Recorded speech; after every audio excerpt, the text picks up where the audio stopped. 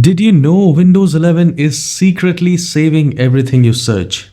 Yes, your files, apps, even setting searches are being stored right now, and most of the people have no idea about this.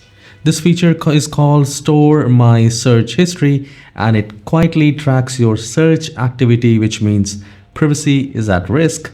And how we can check that? Just do a right click in the start icon, go to settings, and then go to privacy and security. Here we will scroll down.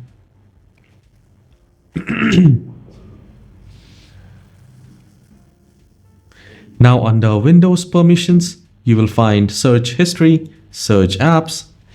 Now once you click on that, it says store my search history on this device to improve search results.